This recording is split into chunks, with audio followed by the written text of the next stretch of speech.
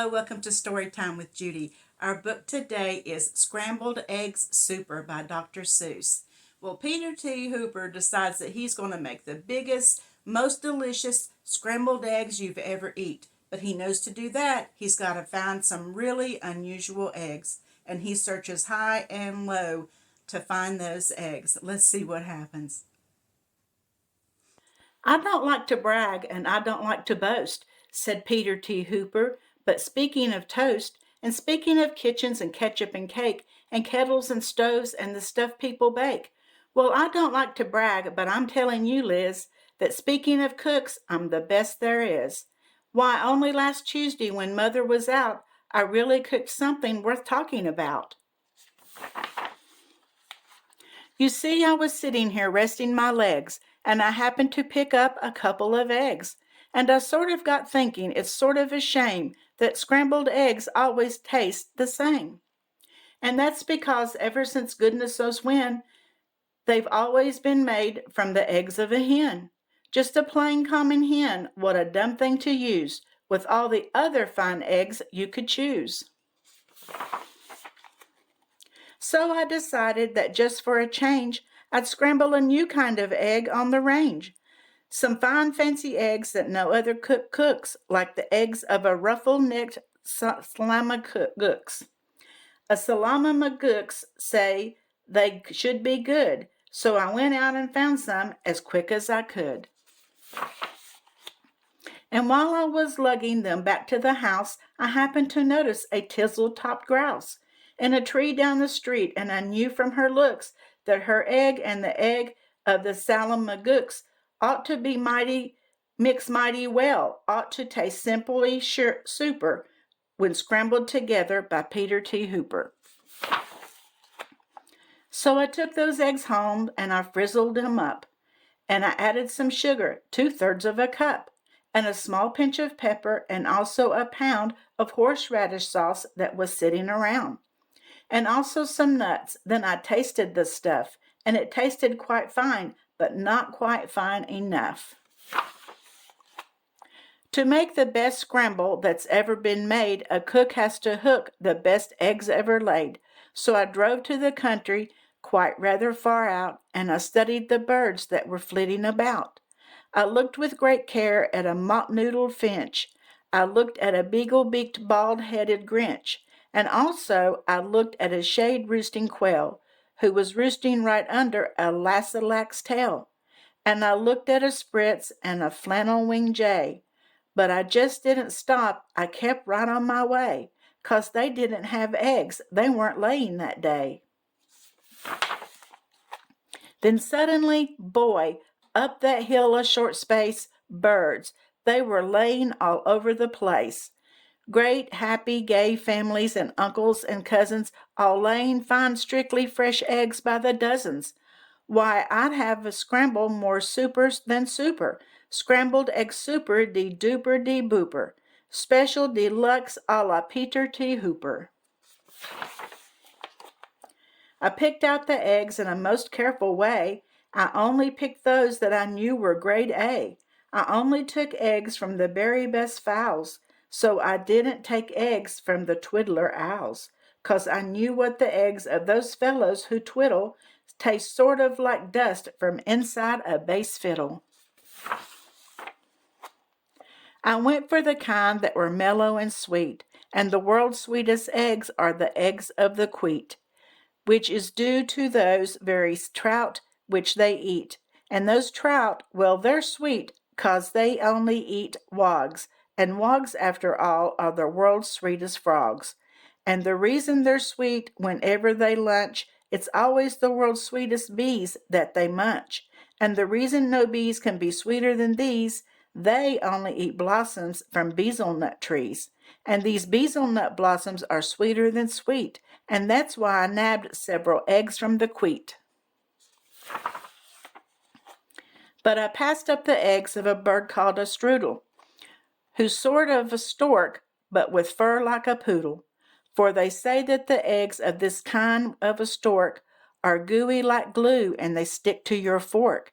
And the yolks of these eggs, I am told, taste like fleece. while the whites taste like very old bicycle grease. The places I hiked to, the roads that I rambled, to find the best eggs that have ever been scrambled. I hunted new birds along wild tangled trails, through gullies and gulches, down dingles and dales.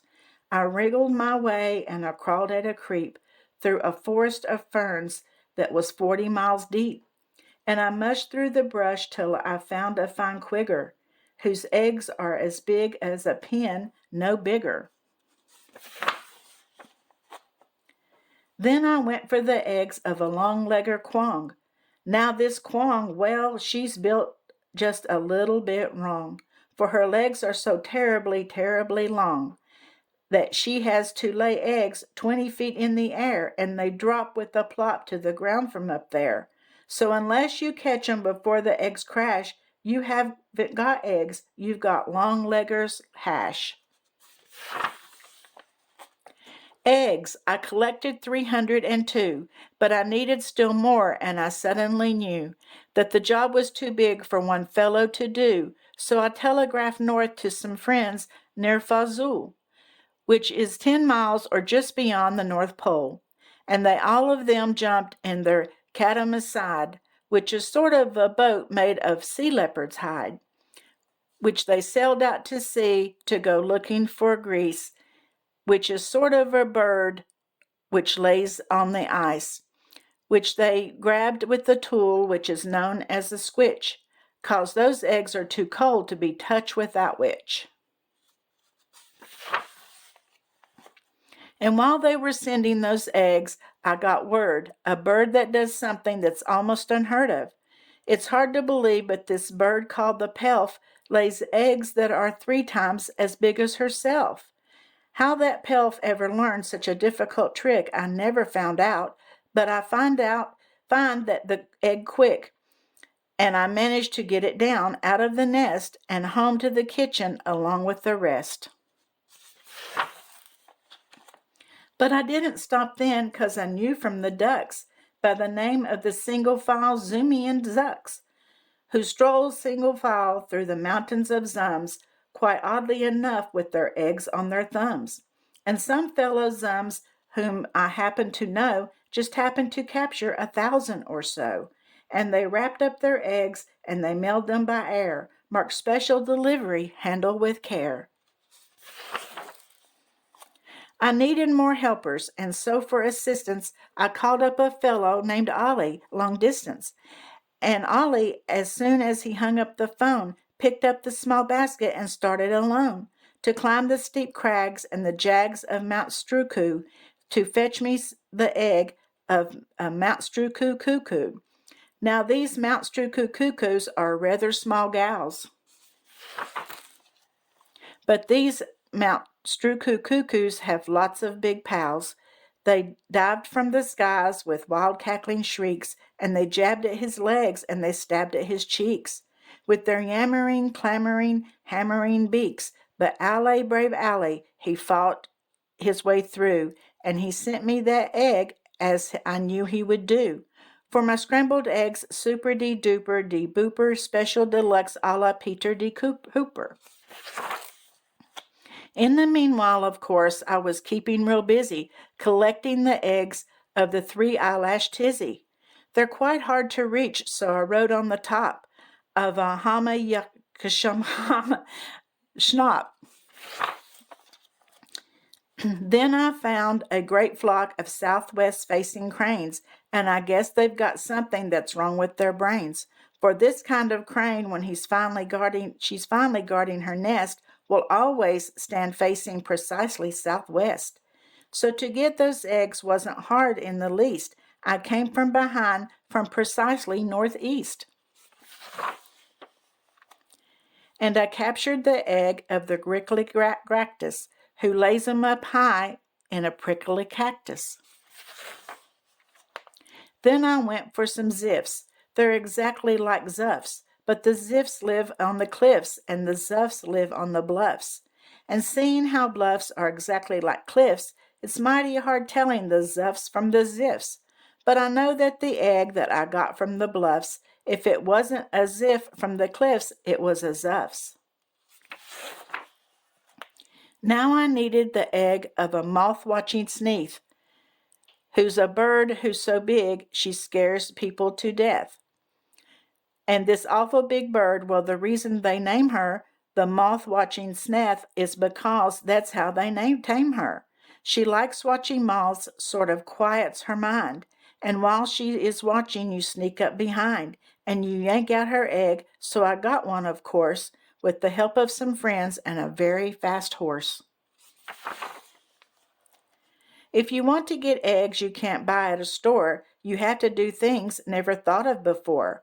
Why, to get at the egg of one very small dwarf, we had to pry off of one mountain top off. Then I heard of some birds who lay eggs, if you please, that taste like the air in the holes of Swiss cheese, and they live in the big Zanzibar trees. So I ordered a tree full.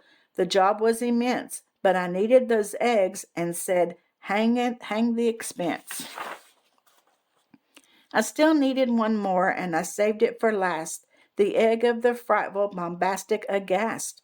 And that bird is so mean, and that bird is so fast, that I had to escape on a Jalika Jast, a fleet-footed beast who can run like a deer, but looks sort of different. You steer him by ear. All through the searching, all through with the looking, I had all I needed, and now for the cooking.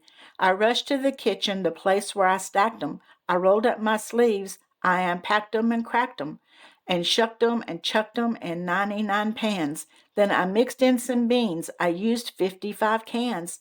Then I mixed in some ginger, 9 prunes and 3 figs, and parsley, quite sparsely, just 22 sprigs. Then I added 6 cinnamon sticks and a clove, and my scramble was ready to go on the stove. And you know how they tasted? They tasted just like, well, they tasted exactly just like scrambled eggs, super de duper de booper, special deluxe a la T Hooper. Well, that was a lot of egg searching, wasn't it? I hope that they were worth it, because that was a lot of hard-named animals too, wasn't it? Big ones and little ones, tall ones and short ones. I hope you enjoyed the story, and be sure to come back tomorrow for another one. Don't forget to subscribe and like. See you tomorrow.